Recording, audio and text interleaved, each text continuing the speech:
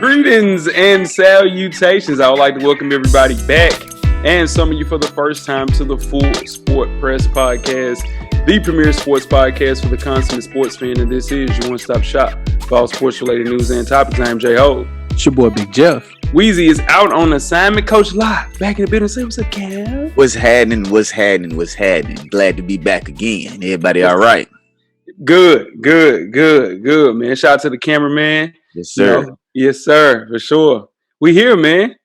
We here. Coach, you back in the building. Yeah. Braided up. Your braids done got longer, family. Long as hell. Hey, you know what I'm saying? On my damn shoulders and shit, man. Long as hell. Yeah. Hey, Coach, the question I have for you, then we're going to get going how we get going. Yeah. Are you going to wear the fro out? I might. It might be a time where I need to wear it out so it can just let like my hair and scalp breathe for a minute. For sure. Heard you. Yeah. So I might, but it won't be like a fro though, because it'll just curl up, you know. Coach Lock problems. Talk to him, Coach. I knew that'd get him out of there. I knew that was too late. Throw him off. Look, he don't even know he's going to ask him. Talk to him, Coach. I was going to go through a whole thing, man. Episode 369, man. We're kicking off the NBA offseason, Jeff. Breaking down the matchups of the first round of the 2021 NBA playoffs. FSP style. Always FSP style. You better damn know it. And you better damn believe it. It ain't going to be a fro. It's just going to curl up. And I'm living in a humble.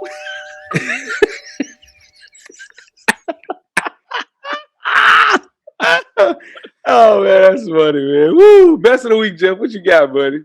Oh, man. After weeks, maybe months of talking about these horrible exhibition boxing matches, big dogs are coming back to the ring, Coach Lock. We got Tank Davis in June. We got Errol Spence versus Pacquiao coming around in August.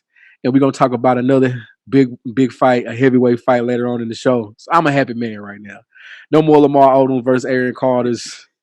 No more Dana White's versus Oscar De La Hoya. Like, none of that. Let's get to the realness. There we go. That's my best of the week. Are you going, Jeff? Ooh, I want to go to the Javante fight. I'm gonna put these two shots to use. I might have to be in that Javante fight. Yeah, I wish I was to be a little close, Jeff. I might have to go which girl. That's my boy. You know, that's my boy. That's the best of the week, Coach. What you got? We know the school year's coming to an end, so you know, the kids about to go home, and I incorporated a weight program for the athletes in the athletic period, the last period of the day.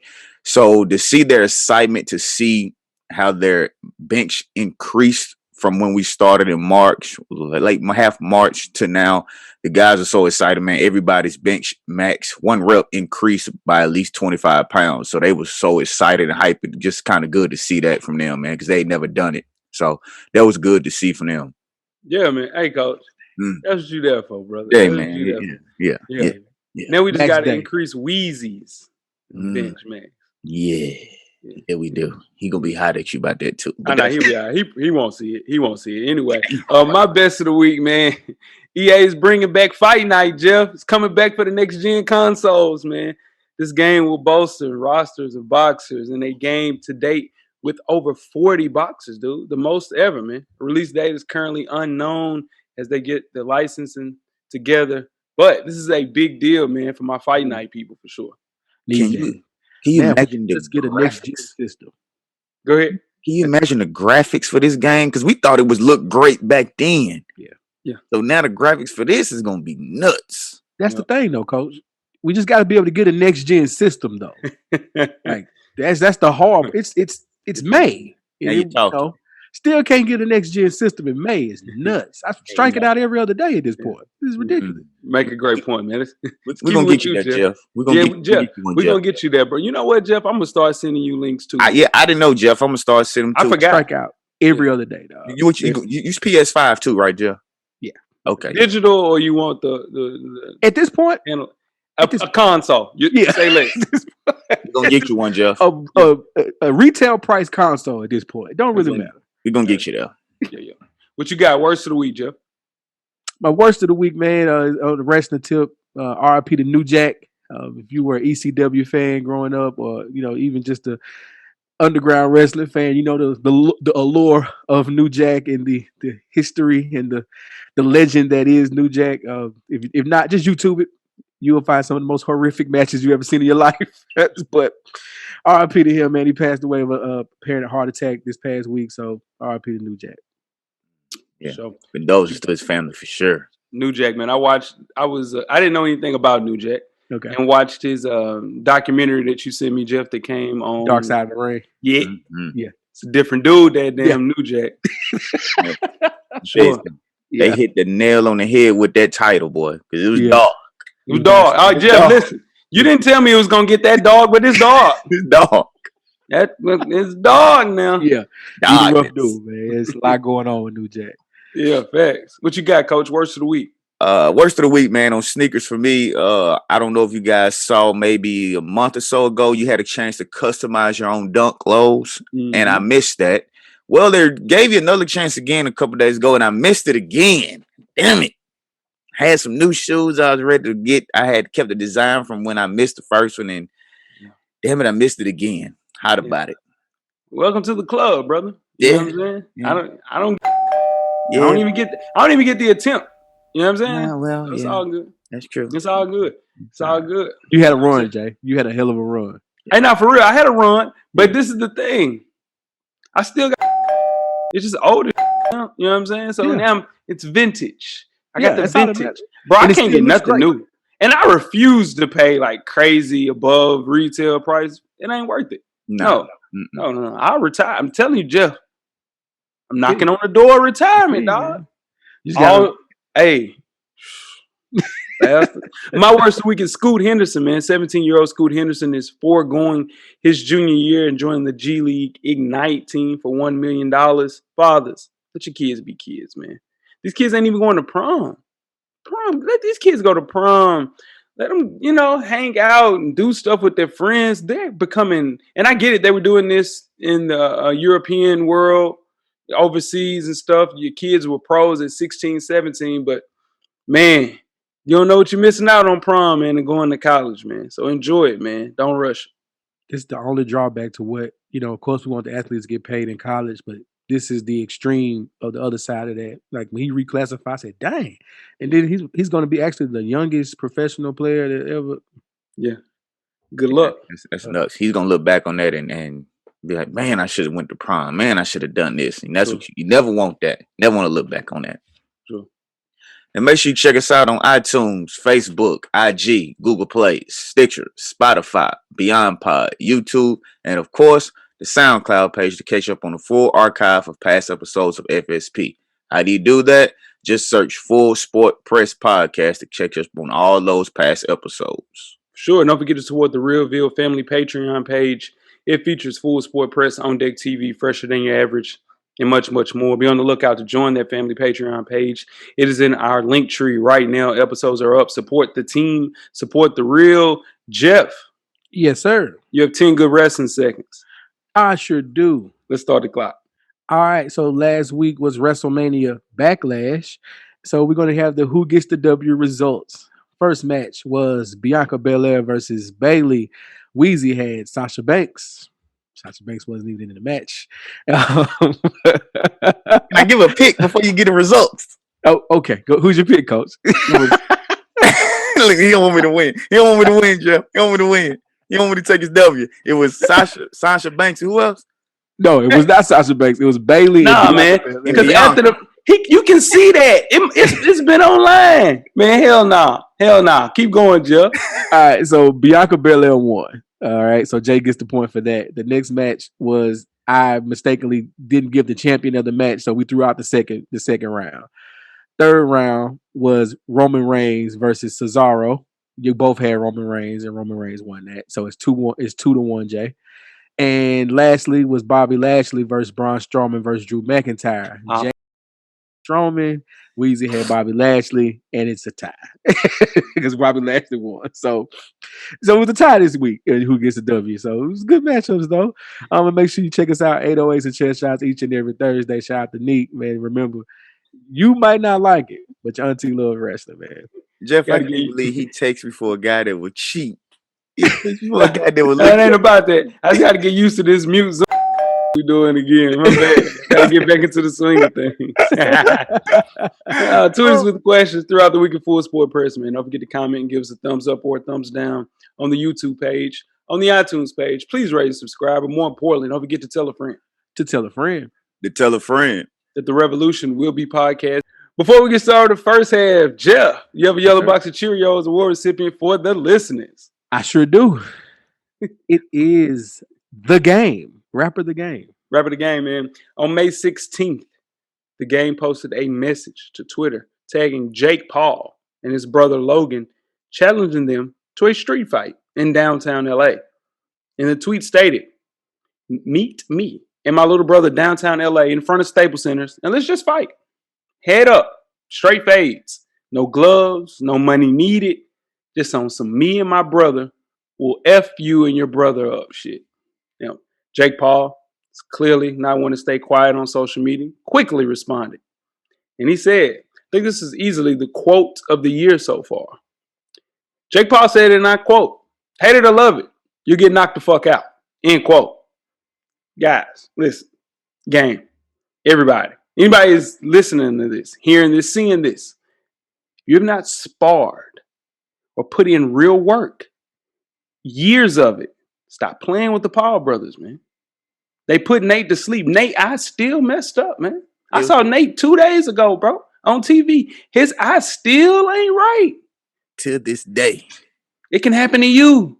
And it will be career suicide for a person like Game because he's a rapper. You can't go get slumped and you're a rapper. Nate, he just go and do another, Players Tribune show, and we forget about it. I still see his eye. But The Game? Yeah. Not looking good. Won't be looking good for you, buddy. Especially because he's feel like he's a bully anyway.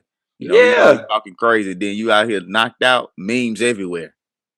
The white boy gonna knock him out. I'm saying that white boy gonna knock him out. Yeah. That what street fight, stage fight, basketball. Quick work. Quick. And his brother. He'll go knock out The Game. He said, watch out. Let me get him. And knock out his brother too. Yeah. Hate it or love it, you'll get knocked the fuck out. That's fun. That's a good quote. That's pretty damn fun. Yeah. We gotta get Weezy to get that out to The Game. Be careful though. Be careful. Though. Definitely. Game likes to fight though. I give him that. He do like to fight. He is a fighting human being. But I don't think he's actually fought a person like Jake or Logan Paul. That's what I'm saying. There's a real boxer. Yeah, street fighting. I can say the street fight, he might win though, because it ain't no rules. No. What you gonna do? Bite him? Hey man, he might. No rules. He might pick him up. That's true. It's a street fight. Street fight, he probably would get him because ain't no rules. There's no rules, no parameters. Yeah. But in the boxing ring, stay out the ring. Just stay out the ring, gang. Stay out the ring. Speaking of no rules, no parameters. Listen, Coach. Last week we started talking about taking care of yourself. You know what I'm saying? Got to do that. May is the man month, and what a way to start May with Manscaped. Coach, give the listeners your take on manscaping and what I like to call man maintenance. Definitely call it man maintenance. Shout out to my pops, rest his soul. He taught me as a young buck that this is something that you need to do. You gotta, especially this time of the year, you want to keep yourself groomed up, because, your arms, you want to take care of those because it gets hot outside. It gets hot outside, a little sweat, and hair under there. Don't mix. It doesn't mix well. So, you got to make sure you keep that clean, shaven, well groomed. And for the males, as we are talking about, downstairs, you want to make sure you keep that nice and groomed and clean. Him downstairs. Him is downstairs. Downstairs. Because, if you got a young lady that you're going to see or, make sure she's comfortable. Your person. Yes. Yes. So, you want to make sure that you keep that area nice and groomed and cleaned and well smell. And I appreciate good fathers out here. Father's Day is coming up. Take care of your father because in turn, your father can help you out if you have good fathers in your life. Not to say I didn't have a good father. My dad actually watches the podcast. So I hear your shots that you be taking at me, son. And I said, it's facts, Pops. It's facts, my man. Jeff, how can they maintain a high level of man maintenance, my brother. After that, okay. Here's what we have. And here's what you need. Me personally, Jay, I had the lawnmower 3.0, but now they got the 4.0. This is a necessary upgrade. Necessary upgrade. No nicks, no cuts in that special area, and you got the wireless charger. Works perfect. You damn right. And guess what's special about it? Go ahead. Waterproof Oh, it's waterproof. with a light. Keep it out like a light. Hey, Like you a need that light. light. You need that light. Mhm. Just give me the light. That's damn right. And listen, they also have draws. Now listen, I have not unpacked the draws yet. Jeff, you have partaken in the underwear. Please let the people know what the underwear here now. Again, as a member of Husky Nation, you need a nice pair of underwear to give you flexibility. Flexibility. You got to move around. You know what I mean? Yeah. No complaints from these. Manscaped did the thing. Nice, flexible pair of underwear. Get you through your day. You know what I mean? And your night. Yeah, definitely your night. Need them, sure. Get 20% off free shipping, manscaped.com using code FSP20, man. Your balls will definitely thank you. Most definitely. You guys ready to get started first half? Let's do it. Let's get it. The first half is underway. First half, the hottest sports news of the past week, like we do each and every week here at the Full Sport Press Podcast. Before we get started, I am Jay Hope. It's your boy, Big Jeff. It's your man, Coach Locke. Locke, where can he find you on social media, my brother? Oh, man, nothing has changed. They can find me at Locke_the_great. That's THA. Get at me. Yeah. What about you, Jeff? Jay Easley 84 across all social media platforms. Sure, I'm Jay Hove on Instagram and Twitter. Let's talk on Twitter, man. Stay away from that Steph Curry hatred, dog. He's MVP. He's MVP. He's on the way. You know, they finna be at your neck. No. You can't be mad at him. You see what Andrew Wiggins did? You see what Draymond Green did? How you win with that? Draymond was trying. Draymond was trying. At least Draymond was trying. I ain't really mad at him. He's hard out. What was Andrew Wiggins doing?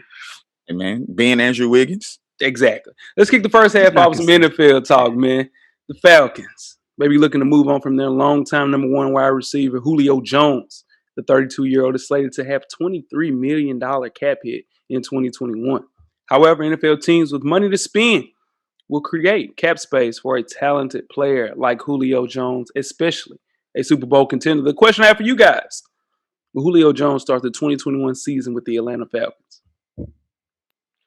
I think he has to at this point. They waited a little long to initiate this trade. I know there's some teams out there with cap space to do it, but man, that's a big hit to your overhead at this time of year when the season's just starting. So I don't know. I think he'll have to be in Atlanta to start the season.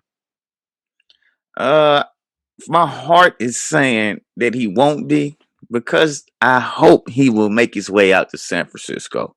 You know, we have cap space. It's only a handful of teams, less than half have the financial flexibility to actually afford him. You got the Patriots, you got the Colts, and of course 49 is a place he could land up, because they all are lacking a all-pro number one wide receiver. Yes, we have Deebo Samuel. Yes, we have Brandon Ayuk. Yes, we have Marquise Lee, but they all 6 feet. We need a big receiver like him. Now, we would have to reconstruct the contracts of Eric Armstead and Jimmy Ward and Lakin Thompson, which could save us $15.2 million against the cap. It's a way to do that. If we do that, they could spread it out and make Julio's hit come over a 2-year span. So it's a chance we could do it. So in my heart, I'm going to say, no, he won't be in Atlanta. But in my mind, I got to say he'll be there. Yeah. Kyle Shanahan was the OC when he was in Atlanta. So it looked good. Sound good. This is the thing. I think he'll be in Atlanta, and they'll cut him at the end of this year. All three of the recent number one receivers that were traded were all 27 years or younger. Nobody is trading for a 32-year-old. If you look at a person like Stephon Diggs, a person like DeAndre Hopkins, Odell Beckham, they were all young at the time they were dealt, man. So it wouldn't be a long-term acquisition. It would be a win now. A deal similar maybe to the DeAndre Hopkins deal, I think would be the best to fetch a player of Julio Jones's caliber.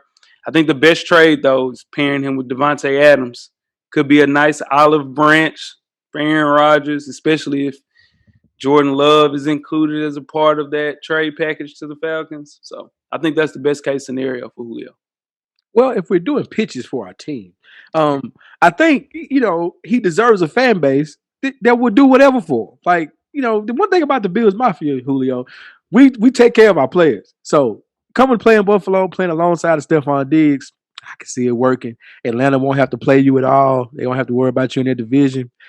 Hey man, we'd love to have you in Buffalo. Put you through a table and everything. Make it work. Anywho, let's move. Let's move along, man. Jay, sometimes you just got to stand up for yourself. You know, and it looks like at this point, former number one pick Kwame Brown, he's had enough. After listening to Matt Barnes, Gilbert Arenas, and Steven Jackson on the All the Smoke podcast, they were reminiscing on Kwame Brown's time with the Washington Wizards, how Michael Jordan may have stunted his growth as a player, which is up for debate. That is possible. And Kobe Bryant's time with the Lakers, well, we know how that went. Kobe was rough on him. Kwame had enough. He heard enough. And has since went on a weeks-long tirade against Gilbert Arenas, against Matt Barnes, my God, Steven Jackson, even Jamil Hill caught a few strays. At this point, guys, who side are you on with this, with the Kwame Brown's bust or not trade? Pause. Well, you can't be mad at Kwame Brown for coming out and defending himself at this point because they were giving him some smoke, like call their show. But he went ham on everybody, like you said, including the Breakfast Club, because Charlemagne and DJ Envy, they even had their 2 cents, and he went in on them. If you guys saw that, and I can't blame him for wanting to defend himself. Now, how he went about it, he's going on his own personal tour with his IG lives and everything, and he just going crazy about everybody. So I can't be mad at him for defending himself on there. I don't think I would have gone about it like he did, though. Kwame said, man, revenge is a dish served flaming hot. He's a poster child for NBA bust picks. I know we don't talk about Anthony Bennett enough, but Kwame Brown hung around 13 NBA seasons, dude. He earned $63 million. And the first thing he said was, hey, dude, at 18 years old, I put my mom on a golf course. And that's it. She lived on a golf course till she passed away, man. He won. Everybody wants to take care of their parents, and he did that at the age of 18. So Kwame was just minding his business, dude. He was, whatever he was doing in South Carolina, I think he does like farming or whatever the hell. Dude, and then people just talking about you. Now, I don't agree with all of his sentiments at all. You need to shut up a little bit. You're going to take it a little too far. And I get a person talk like that, they usually can fight really well. But this is years of stress and bullying coming from these rants, man. He was a sleeping giant, man. Should have been speaking up for himself a long time ago. And now that he has our undivided attention, let's continue to make sure we watch our mouths with the bus talk, because the last that I checked, man, these guys are millionaires and they're taking care of their family, for sure. The thing about it is, I know you said kind of he may go too far with what he says. Somebody like Kwame Brown can go too far with what they say because it's like it's appreciated the further. Now, mind you, as long as he doesn't go too far, like there is a ledge. He's come close to the line, but like even when he was going to Jamil Hill, he addressed her like, "All right, now, young lady," and all this other stuff. You know what I mean? Like, I got my auntie or my cousin that can come in and handle all this for me. I'm like, even that was like, all right. So he didn't go full fledged with it. But he did say she needs to stay in her place. You can't say that. But that's what I'm saying. He shouldn't say that, but it's Kwame Brown at this point. It hasn't gotten too far, too far. He shouldn't say that, but it's not too far yet. He's got a little bit left. Yeah.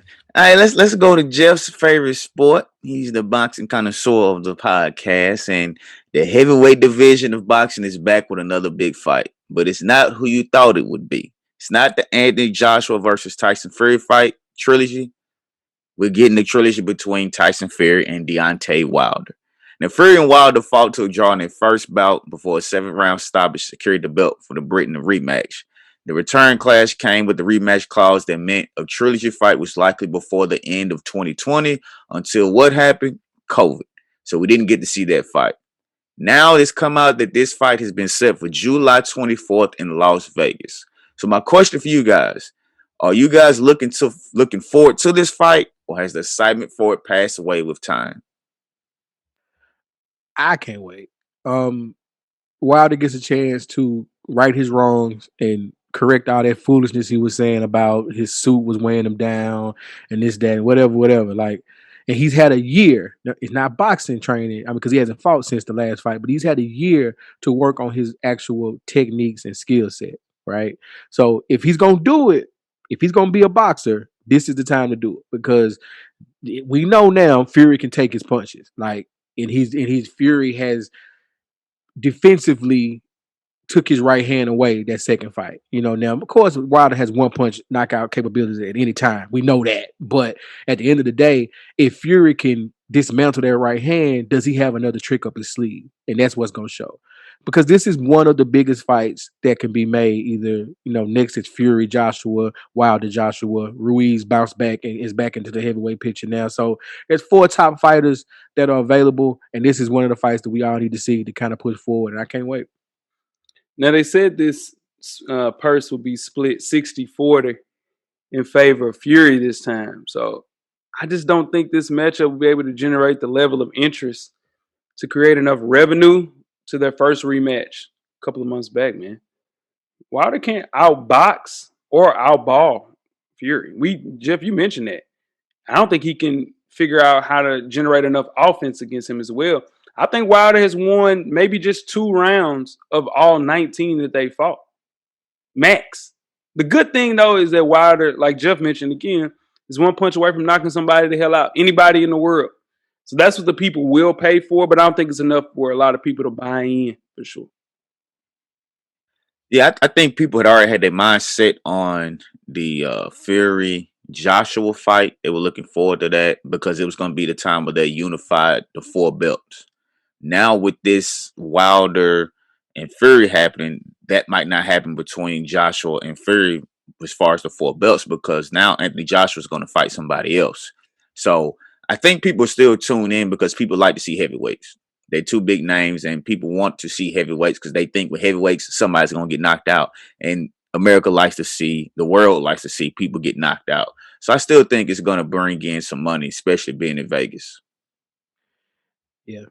And don't sleep on Joshua's next opponent. He might not win that fight against Ocean, or I'm going to say his name wrong, but he might not win. He's also undefeated. Joshua might not win that fight. So Exactly. this whole build up to these 3 guys fighting each other might not even matter at this point. So here we are. Cool, man. You guys ready to get started with halftime? Let's do it. Let's get it. We're at the midway point. Please enjoy all of the halftime festivities. Halftime, in case you missed it. Coach Locke is back with another edition in case you missed it. Let's hear it, Coach.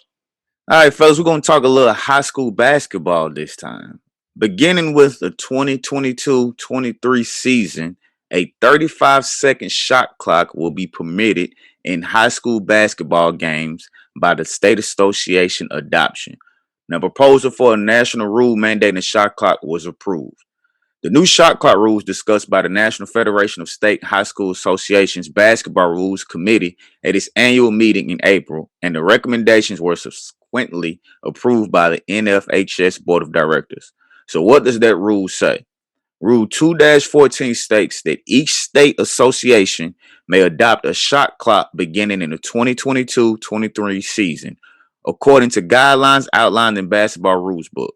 Now, to encourage standardization among states, guidelines include displaying 2 timepieces that are connected to a horn that is distinctive from the game clock horn and using an alternative timing device such as a stopwatch at the scores table for a shot clock malfunctioning. Now, the guidelines also allow for corrections to the shot clock only during the shot clock period in which an error occurred and the officials have definite information relative to the mistake or malfunction. So my question for you guys, is this good that states are finally going to be able to include a shot clock in high schools basketball? Long overdue. Long overdue. This is something that had to happen. It makes the game transition to the college game a lot easier. Makes you get into your sets a lot faster and actually, complete plays, work on plays. It was just bad basketball being played across the United States in high school, man. I think it was necessary and long overdue. I'm super excited about it. I had no clue about this because I definitely missed it. I appreciate this, Coach. Mm-hmm. Jay said it great. Long overdue. Takes away that last 2 or 3 minutes if a team is up 5 or playing keep away. You know how they do. It takes that away from sometimes. Man, that was a bad watch and bad as a consumer. And then also, if we're being honest, the kids have gotten better. The game has progressed to where they can handle a shot clock at that age. They can do that. It's not a problem. So I think it's a great idea. I think it's a great idea. Also, the only thing is, I think the shot clock should be a little longer. Then this is why. Hear me out. You're talking about high school sports, and like you mentioned, Jeff, they have gotten better. But if you go as a whole around the nation, think about how fast 35 seconds is for a high school team. You press a team, and it takes them 8 seconds to get across the half court. Now you're down to 26 seconds. So now you got to get in your play and run and execute within that 26 seconds, which you're dealing with high school kids. Now, your teams that are really efficient, have really good basketball players, it won't take nothing for them. But I think they should just extend this to maybe 40 to 45 seconds to give those kids a little time to run those plays. Now, your teams that are running and going up and down the court, doesn't matter for those guys. But just playing devil's advocate and thinking about those teams that actually have to run plays to get involved, they're going to suffer the most from this. But I still think this shot clock is needed for sure. I think it's just progress. I think it's progress. I think it's one of those things that they go with a 35-second shot clock and they're like, let's just push that thing up to 40. It's easier to push it up than go into a situation with no shot clock. So give me something rather than nothing for sure. And make them coaches that, not you, coach, but the coaches who just sitting on the sideline not doing nothing, helping coach these kids and help them do better in high school. So learn how to beat the press and how to beat the zone and things like that instead of just giving the ball to Will and say everybody get out of the way and build their offense. Man, so for sure. Go to hell ball. Let's go to hell ball. That's all it is. It's terrible to wake up and see a score where they say, it was only 4-point score in the second half because they sat on the ball the whole time. Like, come on. You're not helping the kids with that. Hell no. Ain't nobody getting no scholarships that way, dog. Right. Hell no. You guys ready to get started the second half? Let's do it. Let's get it. The second half is underway. Second half, the 2021 NBA playoff breakdown show. With the first round, I am J Hope. It's your boy Big Jeff. It's your man, Coach Locke. After a shortened 72-game season and a few days in the play-in tournament, the postseason is finally here, guys. The 2021 NBA playoffs begin Saturday, May 22nd with a full slate of 4 games. We are here to break down the entire first round, Eastern Conference and the Western Conference. Starting with the Eastern Conference, man. Let's kick it off. The number 1 seed versus the number 8 seed. Philadelphia 76ers, 1. Washington Wizards at 8, man. Give me your prediction and why, Jeff. I got the Sixers in 6. I can see Russ and Bill sneaking out a quick one. It's one of these first 2, then winning one, maybe game 5 or something like that to keep it respectable. Bertans has got to find his shot. He didn't have it at all in the play-in tournament. Bradley Beal, I hope that hamstring gets worked out a little bit better for him. And to be honest, Russ has got to stay on attack mode at all times. He can't be passive. I don't care if he's not shooting well. He's got to keep doing things to keep his team involved because when he's aggressive, they are not, they're not a world beaters by any chance. That team does not have a lot of talent on it, but they are competitive. And I think with Philadelphia, they can push them to at least 6 games if Russ stays in attack mode. I have the 76ers also, but I have them in 5. Like Jeff likes to call it a gentleman's sweep. The 76ers won all 3 regular season games. Even with Bill dropping 60 in one of those games, the 76ers still won that game. So we know Bill is going to get his. Russ is going to get his triple doubles, but I don't think past those 2 guys, they have enough to make the upset happen. They have no answer for Embiid. He averaged 30 against him in 3 games. And in one of those games, he only played 20 minutes. And he still averaged 30. So I just don't see where the Washington Wizards can pull this upset off. Yeah, I agree, man. I got the 76ers winning in 5. The Wizards still hobbled, man. Still major underdogs going into this. Joel Embiid and Ben Simmons haven't really had a great playoff run together. They never reached the conference finals. Last season, they were swept out of the first round by the Celtics. So that's why you got Bruce Brown out of there and you hired Doc Rivers. Doc Rivers will not let this happen this time. Got to deal with Westbrook. Westbrook has to continue to work hard on offenses because this year he's playing a little bit better defense, but in turn he's out of gas on offense. So, yeah, man, I got the 76ers. Just a bad matchup. Just a bad matchup for the Wizards.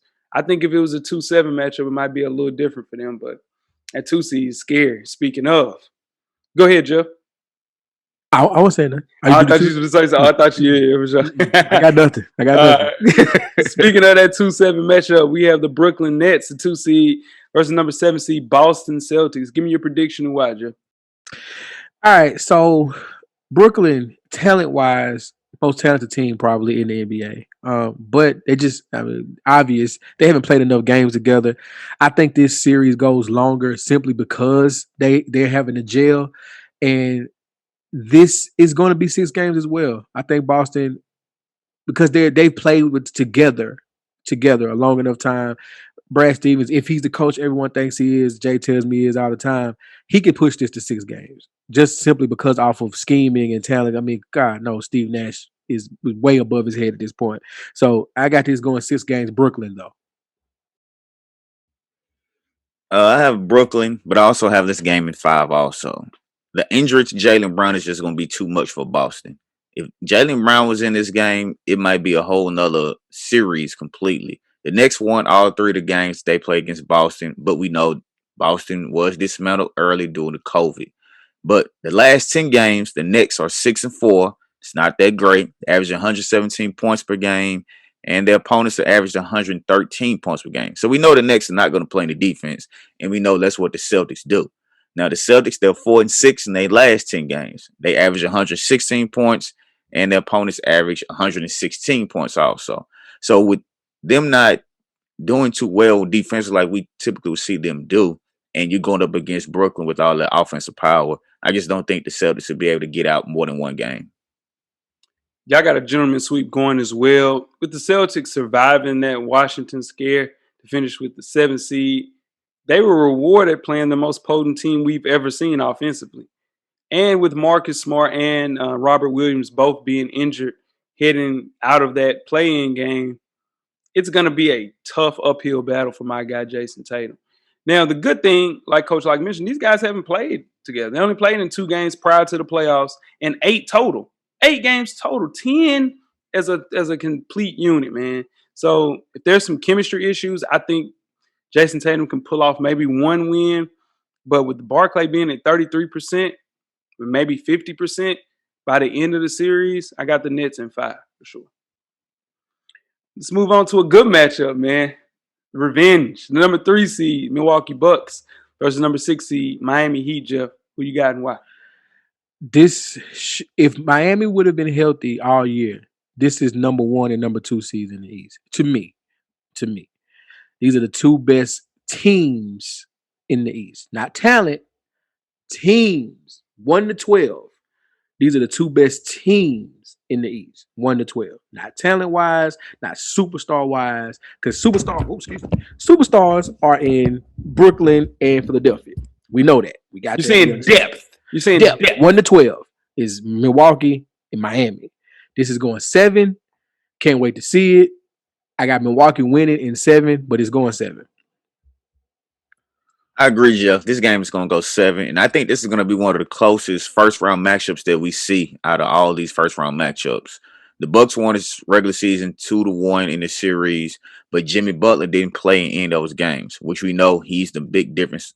And the addition of Drew Holiday is going to help Milwaukee because in 39 minutes, when Butler has played opposite of Drew Holiday over the past 3 seasons, Holiday has held Butler to 36% shooting on 39 shots and forcing 5 turnovers, and he's only gone to the free throw line 3 times when he's played against him.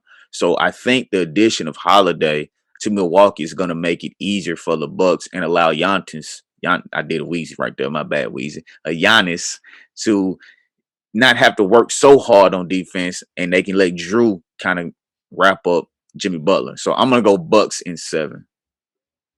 Man, y'all got a lot of faith in the Heat. The Heat are on fire. They're playing really well. No pun intended. But, like, the Heat should be back at full strength, with the exception of Victor Oladipo, who they're saying he might miss the entire year next year, Jeff. Damn, man. Anyway, but with Milwaukee rebuilding itself with Drew Holiday, like you guys mentioned, Bobby Portis, who's shooting 47% from three. Shout out to Bryce, who told me that stat. I didn't know he was shooting like that. Bobby Portis turned himself into a pick and pop three. Like he's a wing now. Anyway, this is the thing. Bam Adebayo has Giannis Antetokounmpo's number. He only averaged 16 points against them, nearly 49% from the field. He can't do anything against Bam. But it's a Drew Holiday. That's the difference. This is the revenge tour. Bucks and 6, man. Tyler Hero is not the same Tyler Hero. Duncan Robinson is playing for a contract. It's not the same Miami team. It's still Jimmy Butler. It is still Bam. It's not the same Goran. Goran, they need to go ahead and call old Yeller. Put him on out the pasture. Get him out of there and play Kendrick Nunn. God damn. I hate that too. Let's move on to the 4-5 matchup, man. The New York Knicks at the 4th seed versus number 5 Atlanta Hawks. Jeff's guys. Who you got and why, Jeff? Styles make fights. 4 and 5 seed. They're not the most talented, but this is gonna be fun to watch. It's also going 7. I got Hawks in 7. Hawks in 7. Yeah, that was a homer pick right there, huh, Jeff? Not really, because if you think about it right now, the Knicks are playing great. I get it. Julius Randle's averaged 30 against the Knicks. Against the Hawks. Here's the thing, though. 2 of those games were before Nate McMillan took over.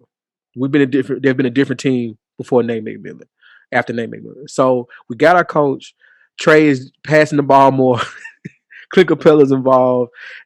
I think this is going to be one of the ones like when the Hawks will play the Celtics in the first round, and they had no business going 7 games with the Celtics when they had KG and Paul Pierce and Ray Allen, but they did, and this is going to be just like that. So give me the Hawks in 7. I'm gonna go with the Knicks, but I'm gonna go 6. They were 3-0 against the Hawks in season, which all the games were close. They pulled away late in those games, and even the one where they won in overtime and Trae Young left the game early because of injury, it was still a close game. But like you mentioned, man, they have no answer for Julius Randle. He's averaging 37, 12, and 7 against the Hawks, making over half his threes and shooting 58% from the field. They have no answer for him. Trey struggled against the Knicks, only averaging 24. I'm crazy saying only 24, but he shot 36% from the field and 21 from the 3. All of those are below his season averages. Now, they did get Bogdanovic and Lou Williams and Gallinari, which will help take some of the offensive pressure off Trae Young. But I just think the Knicks are playing well right now. Tibbs got them playing defense, which we know he was going to do. So I'm going to take the Knicks in 6. It's going to be exciting, man, to hear MSG back to 13,000. I know that's crazy to say it's only 13,000, but the thing I worry about with the Knicks, now Tibbs plays his regulars the most minutes in the league, like he's done in Chicago, in Minnesota, and now in New York. So I think the wear and tear might wear the actual team down, especially the way they go through Julius Randle. He's going to do his thing. There's nobody that can guard him. But both teams have a huge number of newbies. And we've seen this. New guys coming into the playoffs, not the same. It's a different type of light. Atlanta has the better shooters. New York has the grimier squad. I got to go with the grime. Give me the Knicks in 7. All right, let's move on to the Western Conference. A matchup that I did not see coming. The number 1 seed Utah Jazz versus the number 8 seed Memphis Grizzlies. Give me the prediction and why. All right. So Memphis wins the play-in tournament on the Western Conference. I think most of us had to go to State here before that game actually happened. But shout out to Memphis for figuring out you don't have to shoot threes all game to win a series. You can actually get to the rack and make passes to the open man and hit an outside tray if you need to and not pull up an ill-advised three-pointer. Shout out to Ja Morant. So I think they will push Utah further than anyone expects right now. I think right now they're saying this is either a sweep or 5. I got this going possibly 6 games just off of the matchup being rough for Utah and maybe not being able to score. They can play defense, of course. We know how Utah can play defense, but maybe not being able to score enough points to put Memphis away. And Memphis is going to play with all heart. That's how they have. So give me Utah in 6. I think it's gonna go 5. I think it's a bad matchup for them, but I think in the end, when it's close, Memphis won't have enough to close out those games. You know, Josh's still young; he's still figuring some stuff out. He had average career highs of 26 points, 5 assists, and a 3-point shooting of 38.6. And then they have Jonas Valanciunas, whose average career highs also 17 and 12. But I just think Utah's defense, they're gonna have too much. You know, Ja's gonna have to get his points in the paint like he does, but we know he's going against one of the defensive players of the year plenty times in Rudy Gobert. I just think the Jazz are gonna be too much for him, so I'm gonna have the Jazz winning this in 5. This is what the Jazz wanted, man. It's not easy being the number one seed, especially in that Western Conference. The vaunted Western Conference. Every game, everybody is 2 games away from being number one seed, right, Jeff? That's what you tell me. Maybe a game. The math was saying. Yeah, 2 games, maybe a game. Hey, from 2 all the way to 7. It's crazy. But this is one of the most difficult seasons in NBA history. It wasn't too long ago that the Jazz basically were a lottery team. They built that team around Donovan Mitchell and Rudy Gobert. They lead the league in rebounds, total 3-pointers made. Bogdanovich is the answer. He's the X factor. If he gets going, they can beat any team in the NBA. He was the reason that they did not win as many games as they won last year in the bubble because he didn't play in the bubble. They wanted the Grizzlies, though. They did not want the Warriors. They wanted the Grizzlies.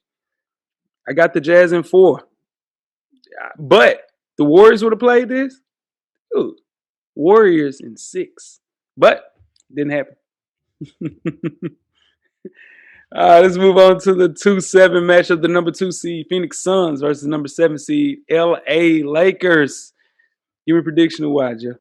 Phoenix needed that number 1 seed, man. They needed it. They needed the number 1 seed. They didn't want to do this. Lakers in 5. You guys can go into all the specifics how. Lakers in 5. I'm keeping it short and simple. Ooh, Jesus Christ! You ain't giving Phoenix no love, huh? 5. My goodness. Well, the Suns won their season series against the Lakers 2-1. But the thing about that, Davis missed the first game, LeBron missed the third game, and neither one of them played in the second game. So that doesn't mean too much. The funny thing about this is that Chris Paul and LeBron James have never faced each other in playoffs. This would be the first time they've ever played each other in playoffs, and they have a combined 369 playoff games between the two. Chris Paul, he's going to be a leader. This is what Phoenix has been looking for and waiting for, this big stage. Devin Booker, this is going to be his chance to show the world is he can take that next step to superstardom because he's done in the regular season. Now he's getting his chance in the playoffs. I think this series is going to be a little closer than people think, even though they don't have an answer for Anthony Davis. It's Chris Paul, man. I just can't bet against Chris Paul to get swept or only win 1 game. So I'm going to say the Lakers are going to win this game in 6.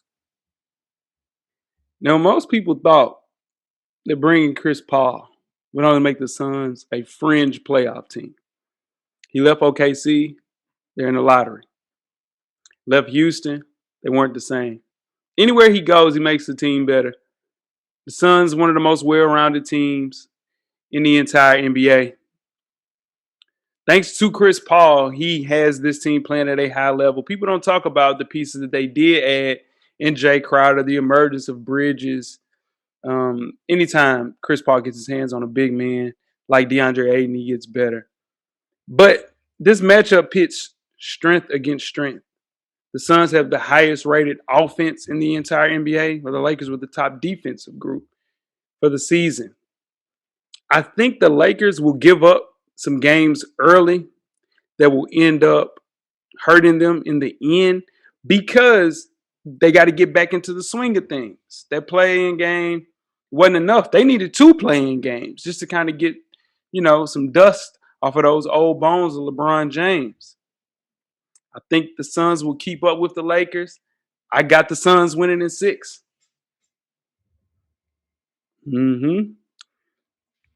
Go. I believe in Chris Paul, man. Let's move on to the number 3 seed, Denver Nuggets versus the number 6 seed. God damn, I just bit my tongue. The number 6 seed, Portland Trailblazers. That hurt. Give me a prediction and why, Jeff. This is the best matchup of the Western Conference first round. far as we've seen it before. They always play each other close. These teams are not evenly matched, but it's the best matchup. Jokic wins MVP and goes home in the first round in 7 games. Portland wins. We can call this the Coach Lock matchup right here. Even though one of my guys is not playing, he's hurt, and I think that's going to be the difference in this series. They used to having Jokic, they used to having Murray, they got Gordon, but Gordon hasn't really got his stride yet. There's no Murray, like I mentioned, and it's going to be Dame time, man. CJ and Dame, they're going to upset this series. They're going to move on and go to the next round because they just don't have the team that they normally would have in Denver. If Jamal Murray's playing, I don't think Portland will win this series. But with him being out, I'm going to go to Blazers in 7. I get it. People love their favorite players. This is a rematch of the 2019 Western Conference semifinals. Denver has home court, opened up as a slight favorite. It's Portland. Now, Portland did catch fire late in the season, adding in Norman Powell, going 10-5 in the last 15 games with the best offensive rating in the last 15 games. Dame Lillard is the reason. We're seeing the best of Dame Lillard. This is his zenith. This is the zenith. This is it. This is it. This is the last thing. This is his. He got 2 more good seasons like this.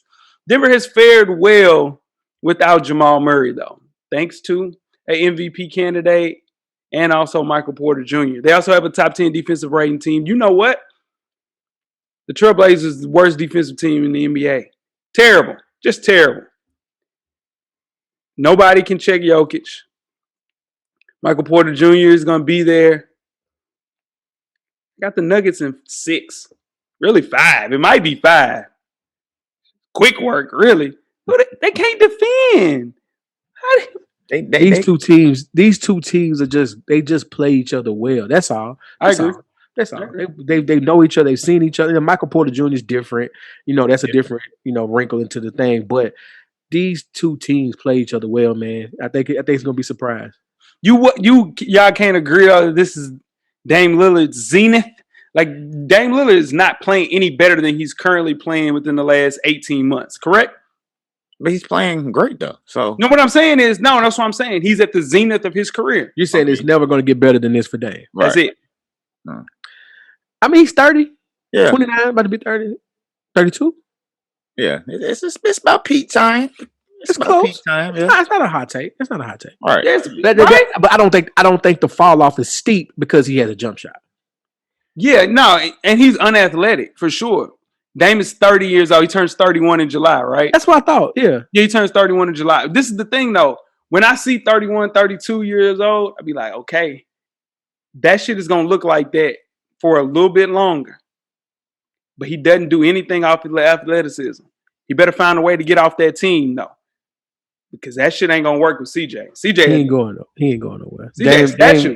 Dame is Kobe. Not like Kobe, like accomplishments, but he's not leaving. He's not leaving the team. Yeah. CJ McCollum is a statue, though. He got to find a way to sit down. If he can't sit down, they losing in 4. Let's move on to the last matchup. The LA Clippers, the 4 seed, versus the number 5 seed, Dallas Mavericks. Who's winning and why, Jeff? Clippers in 4, maybe 5. The Clippers are playing well under the radar. Nobody cares. Nobody's paying attention. That's what they need. Tyronn Lue's battle-tested coach. They have a squad, man, and they really aren't a 4 seed. Lakers aren't a 7 seed. Clippers aren't a 4 seed. Just the Clippers tank to stay away from the Lakers. We know that, and we all saw it. We know this. They just didn't want to play the Lakers in the first round. They get a Mavericks team who overachieved, who lucked up because Lakers were hurt, because Golden State is where they are right now. The Mavericks are not a 5 seed. With Luka's great. They don't have the talent around Luka to be a real 5 seed. That's just being honest. And this is going to be quick work. Yeah, I have the Clippers winning this game in 6.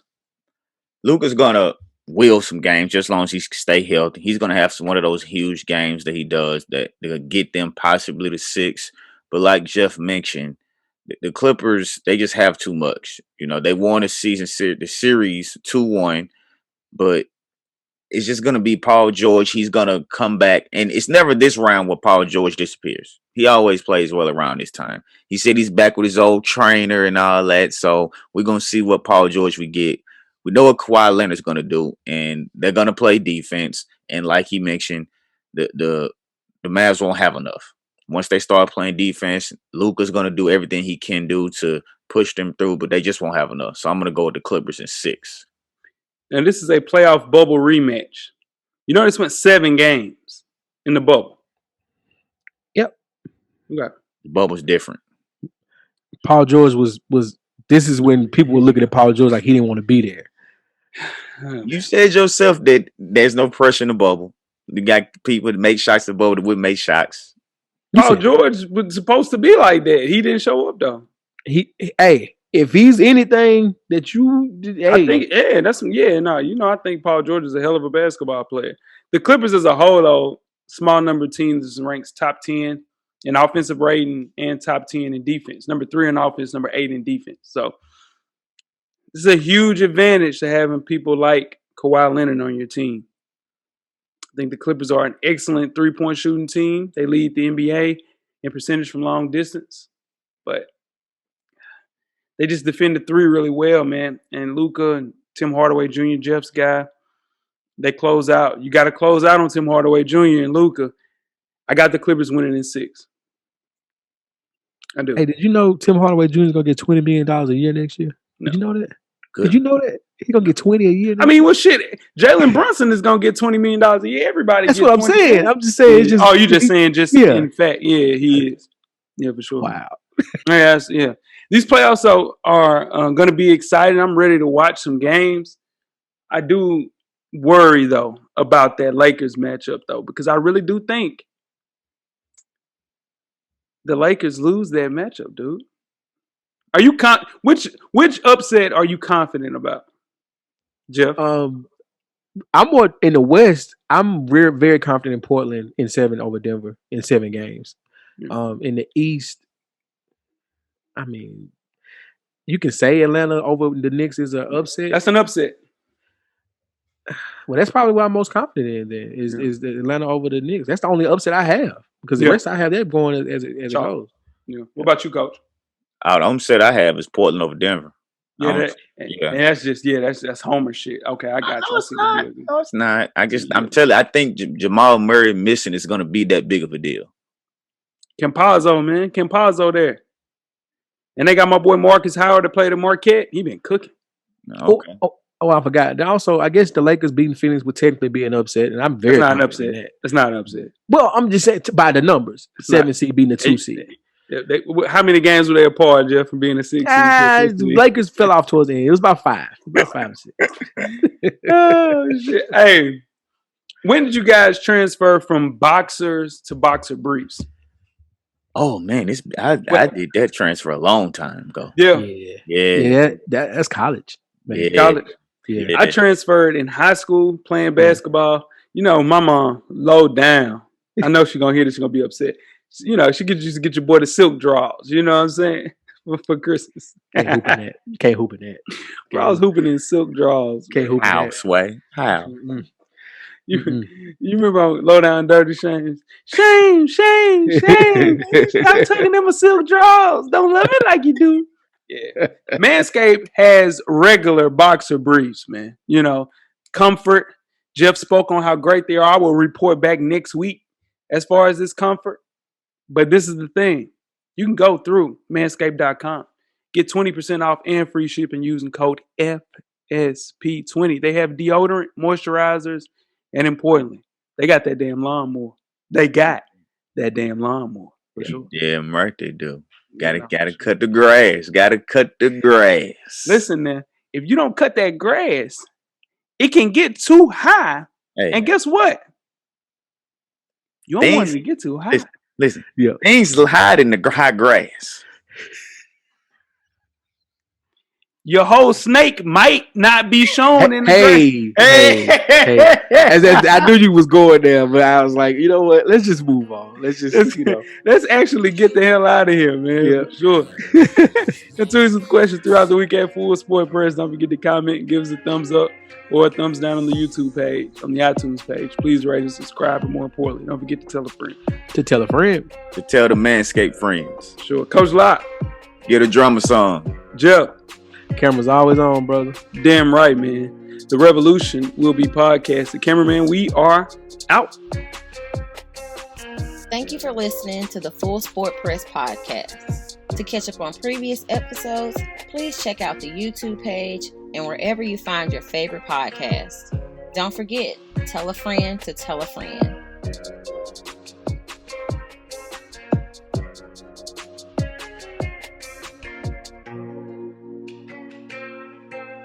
The revolution will be podcasted.